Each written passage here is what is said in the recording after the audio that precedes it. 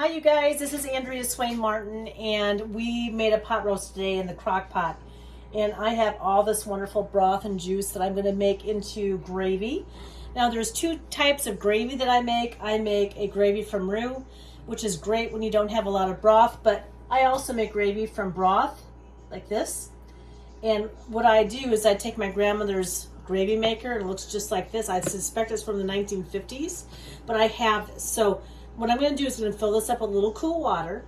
I'm going to get this guy started to boil. Come on now. There we are. And then I'll show you what's going to happen next. So this handy dandy shaker came from my grandmother Evelyn Swayne. And this is how I initially learned how to make gravy, but sometimes you just don't have a lot of broth or those kinds of things.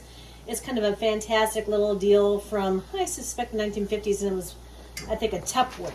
And what you do is you put like 2 to 3 tablespoons of flour into this and some cool water, and you shake it. And then what I'm going to do, when this is properly warmed, I'm going to throw all of this together, and we're going to have gravy with our potatoes tonight. Kim's already sampled the roast beef, and he says it's delicious. So I'm hoping that the gravy turns out good. I'm going to get out a tasting spoon so I can taste and see how things are coming right along, because I don't like to add extra salt and pepper. We all should not have that, but I did add some seasonings to my crock pot this morning, and I just don't want it to be too salty or peppery. All right, we got a good rolling bowl, so I'm going to turn it down in just a quick second.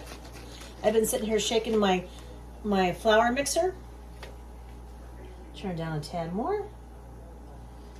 And what I'm going to do now is I'm going to throw in my flour and water mixture. And some folks use milk with their gravy. I think it's a preference, depending on what you have on hand. And I much prefer gravy with water than milk. I don't know what it is, but it just tastes good and it reminds me of my Grandma Evelyn Swayne. So when this starts to thicken up, I'll bring you back on board. The best taste tester in the house came over here to let me know we need more salt. So I love kosher salt. It cooks really nicely for me. I'm just gonna add a palmful of kosher salt. Then I'm gonna add a tad bit of more of black pepper. Yes. I'm not gonna make it look like a road map though. So there we go. That's enough, I think.